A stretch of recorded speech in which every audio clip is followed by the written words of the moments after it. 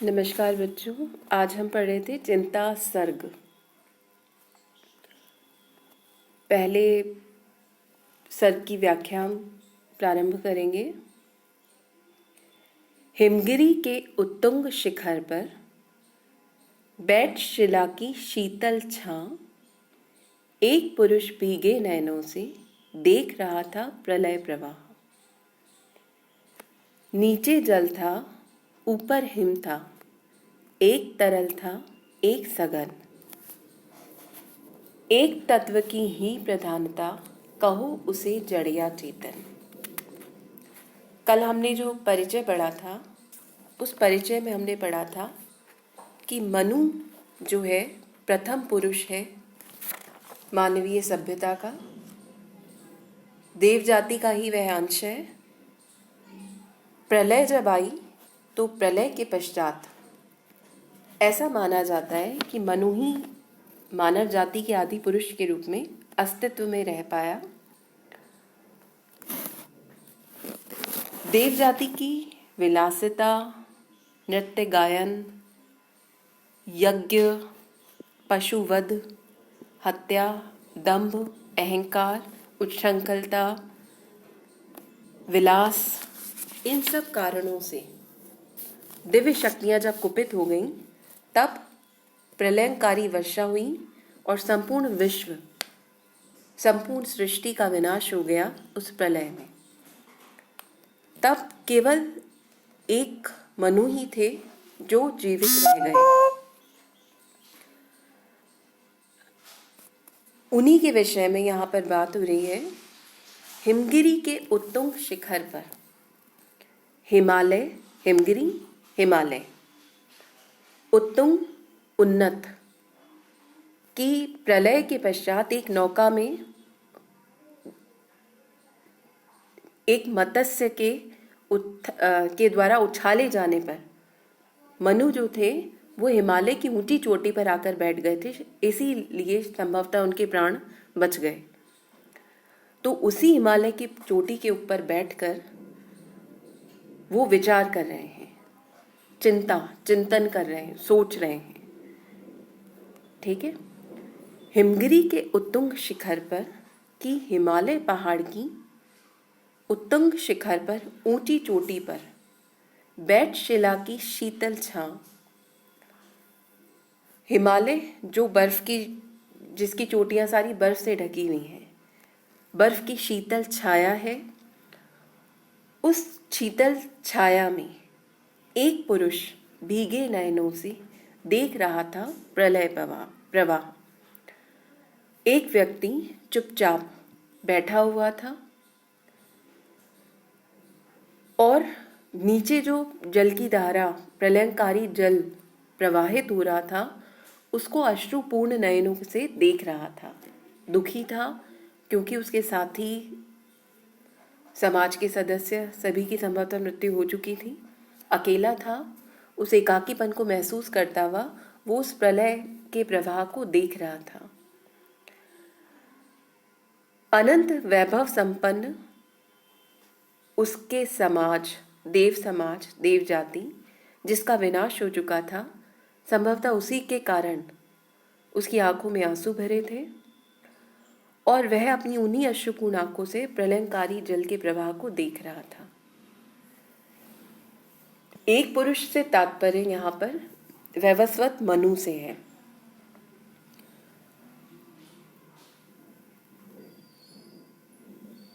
नीचे जल था, ऊपर हिम, एक तरल था, एक सघन। हिमालय के उन्नत शिखर पर बैठे हुए उस पुरुष ने नीचे की ओर देखा, तब उसे सर्वत्र जल जो था वो हिलोरे लेता हुआ दिखाई दे रहा था। और जब उसने ऊपर की ओर दृष्टि डाली तो उसे हिमालय पर सर्वत्र बर्फ जमी हुई दिखाई दी। दोनों ही जल के स्वरूप थे।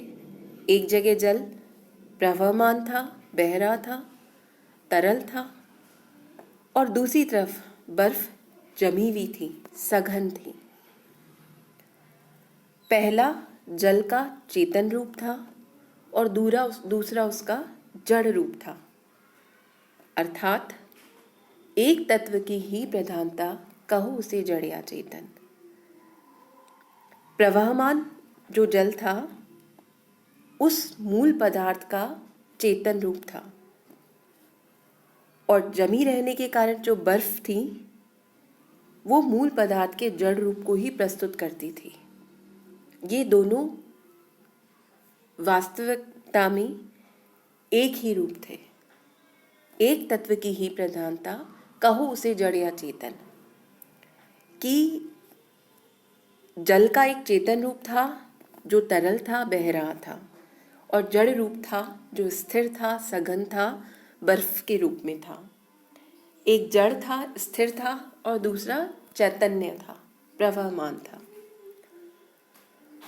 कवि ने यहाँ पर प्रतिभिज्ञा दर्शन के अनुसार जड़ और चेतन दोनों को एक ही सत्ता का रूप बताया है।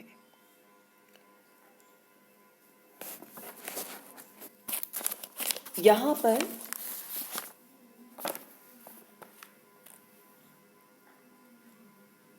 भारतीय दार्शनिकों के मतानुसार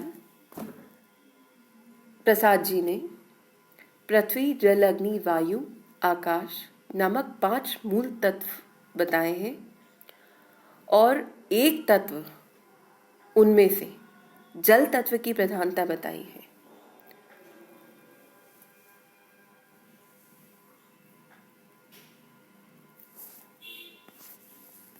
दूर दूर तक विस्तृत था हिम, स्तब्ध उसी के हृदय समान।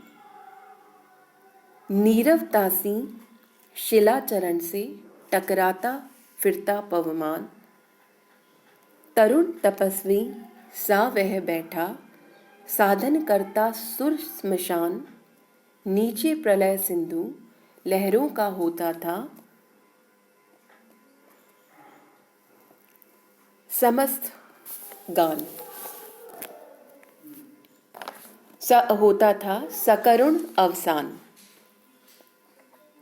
नीचे प्रलय सिंधु लहरों का होता था सकरुण अवसान।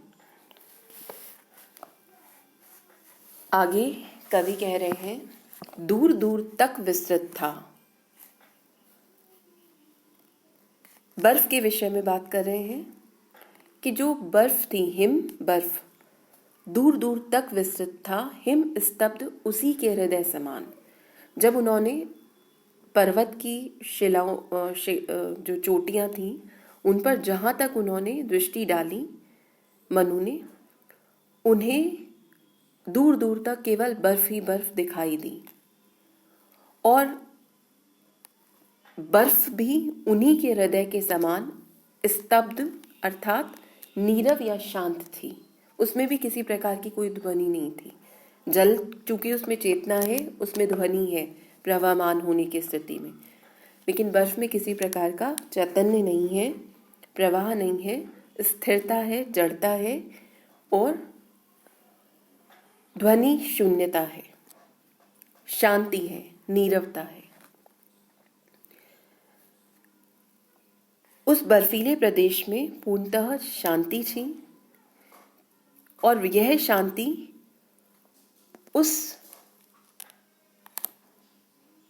पुरुष के हृदय के समान ही थी जहां पे केवल शून्य था, केवल शांति थी।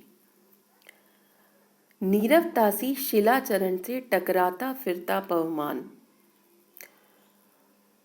परंतु पर्वत के निचले भाग में, शिलाचरण पर्वत के निचले हिस्से में, निम्न प्रदेशों में वायु चल रही थी, प्रवाहित हो रही थी, पवमान प्रवाहित हो रही थी, पवन जो नीरवता के समान फैले हुए, नीरवतासी जो शांति के समान फैले हुए शांत प्रदेश के, पर्वत प्रदेश के निचले भाग से टकरा रही थी। दूर दूर शब्द में स्वर मैत्री का प्रयोग कवि ने किया है। हिम को हृदय के समान स्तब्ध कहकर यहाँ पर पूर्णोपमा अलंकार अपनाया है। दूर दूर में पुनरुक्ति प्रकाश अलंकार। तरुण तपस्वी सा वह बैठा साधन करता सुर स्मशान, नीचे प्रलय सिंधु लहरों का होता था सकरुण अवसान। तरुण तपस्वी सा, तरुण युवा, तपस्वी योगी वैरागी, तपस्या में लीन। हिमालय की उन्नत चोटी पर वह पुरुष जो शांति के साथ बैठा हुआ था, इस प्रकार प्रतीत हो रहा था जैसे वह कोई युवा तपस्वी हो जो देवताओं के शमशान सुर स्मशान, देवताओं के शमशान भूमि में बैठकर किसी अभिष्ट सिद्धि के लिए साधना कर रहा हो। जिस प्रकार तांत्रिक अनेक सिद्धियों को प्राप्त करने के लिए शमशान स्थान पर तपस्या करते हैं सिद्धि हेतु, ऐसा लग रहा था कि वह युवक या मनु जो है वह भी वहां पर इस शांत भाव से इस प्रकार बैठा हुआ था। देवताओं का शमशान था, क्योंकि इसी स्थान पर देवताओं की मृत्यु हो चुकी थी, सभी देवता विनष्ट हो चुके थे, मृत्यु को प्राप्त हो चुके थे, काल की ग्रास बन चुके थे।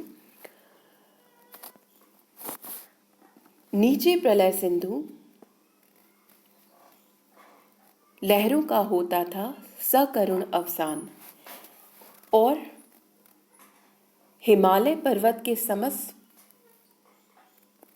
पदार्थों को नष्ट करने वाले प्रलय, जल का जो प्रलय हुआ था, बादलों के द्वारा जो वर्षा हुई थी, जल का जो प्रलय हुआ था, प्रलयंकारी रूप था, उससे बने हुए सागर की उत्ताल तरंगे अत्यंत करुणा के साथ दूसरों पर दया दिखाती हुई से शांत होती जा रही थी, क्योंकि अब वे लहरें विध्वंस के कार्य को छोड़कर हृदय में करुणा धारण करती हुई अधिक ऊंची न उठकर धीरे धीरे बह रही थी। नीचे प्रलय सिंधु लहरों का होता था सकरुण अवसान, अवसान यानी समाप्ति, विराम। सकरुण करुणा सहित प्रलय की जो लहरी थी, जल की प्रलयंकारी जो लहरें थी, उनमें जिस प्रकार का आवेग प्रलय काल में था, वह आवेग अब नहीं था, वे तेजस्विता उसमें अब नहीं थी। एक अवसान, एक प्रकार का दुख, एक प्रकार की समाप्ति, एक प्रकार की, ऐसा लग रहा था कि वो जो लहरें थीं उन्होंने अपने भीतर करुणा को धारण कर लिया है, और करुणा को धारण करके उनका जो विध्वंस रूप था अब वह उतना विध्वंसक नहीं रहा, अब वो धीरे धीरे बह रही थी। लहरों के सकरुण अवसान द्वारा कवि ने यह बताया है कि प्रलय, ये लहरें जो थीं प्रचंड एवं उग्र होकर देव जाति के समस्त वैभव का विनाश कर रही थी, परंतु अब वे करुणाशील होकर शांत होती जा रही हैं। दूर दूर तक विस्तृत था हिम स्तब्ध उसी के हृदय समान। यहाँ पर उपमा अलंकार है, और अकरुण अवसान, जो सकरुण अवसान शब्द है यहाँ पर मानवीकरण अलंकार है। ठीक है, लहरों के ऊपर मानवीय वृत्ति करुणा का, जल की लहरों पर मानवीय वृत्ति करुणा का जब आरोपण किया जाता है, अर्थात प्राकृतिक क्रियाओं पर जब मानवीय क्रियाओं का आरोप किया जाता है, तब वहाँ पर मानवीकरण अलंकार होता है। तो यहाँ पर मानवीकरण अलंकार है, उसी के हृदय समान, समान के भाव के कारण यहाँ पर उपमा अलंकार है। सामान्य वस्तु का प्रसिद्ध वस्तु के साथ तुलना की जाती है, समान बताया जाता है, तब उपमा अलंकार, यहाँ पर उपमा अलंकार है।